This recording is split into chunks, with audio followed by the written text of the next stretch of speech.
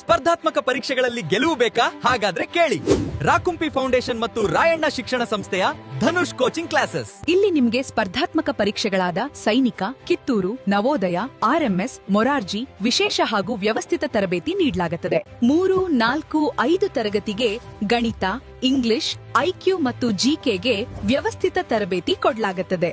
ತರಗತಿಗಳು ಏಪ್ರಿಲ್ 6, 2026ರಿಂದ ಆರಂಭವಾಗಲಿದೆ.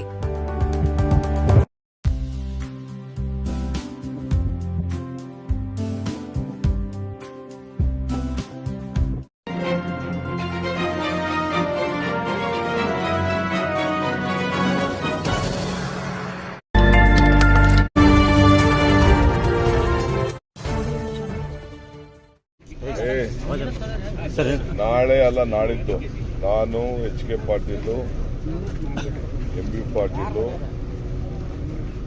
ಮತ್ತು ನಮ್ಮ ಮೈನಾರಿಟೇಷನ್ ಮಿನಿಸ್ಟರ್ ಬಸವರಾಜ್ ಇಷ್ಟು ಜನನು ದೆಹಲಿಯಲ್ಲಿ ಎಲ್ಲ ಸಂಸತ್ ಸದಸ್ಯರನ್ನು ಭೇಟಿ ಮಾಡಲಿಕ್ಕೆ ಹೋಗ್ತಾ ಇದ್ದೀವಿ.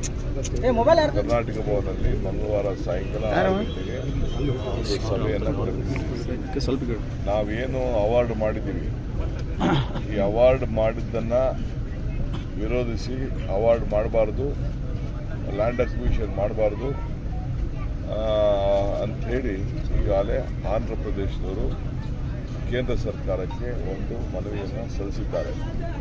ಅವರು ನಮಗೆ ಕಾರ್ಡ ಕೇಳಿ ನೋಟಿಸನ್ನು ಕೊಟ್ಟಿದ್ದಾರೆ. ಇದು ನಮ್ಮ ಭೂಮಿಲಿ ನಾವು ಮಾಡ್ತಾ ಇದ್ದೀವಿ.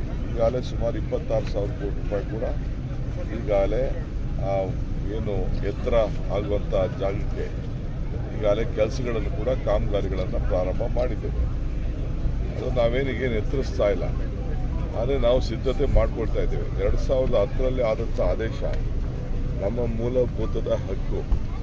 ಸೊ ಅದಕ್ಕೆ ಈಗ ಆಂಧ್ರ ಪ್ರದೇಶದವರು ತಗರಲಾಗ್ತಾ ಇದ್ದಾರೆ, ಇಲ್ಲೂ ತಗರಲಾಗ್ತಾ ಇದ್ದಾರೆ. ಮತ್ತು ತುಂಗಭದ್ರಾಯಿಂದ ಏನು ನಮಗೆ ನೀರು ಲ್ಯಾಬ್ಸ್ ಆಗ್ತಾ ಇದೆ, ಆ ಲ್ಯಾಬ್ಸು ಒಂದು 30 TMC ನೀರು ಅಲ್ಲಿ ಉಳಿಸ್ಕೊಳ್ಳೋಕೆ ಆಗ್ತಾ ಇಲ್ಲ.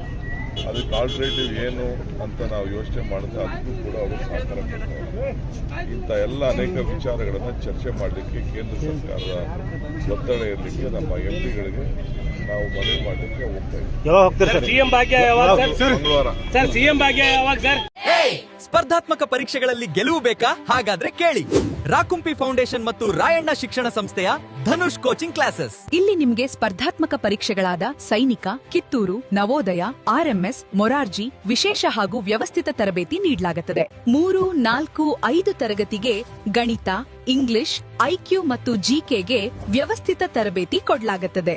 ತರಗತಿಗಳು ಏಪ್ರಿಲ್ 6, 2026ರಿಂದ ಆರಂಭವಾಗಲಿದೆ.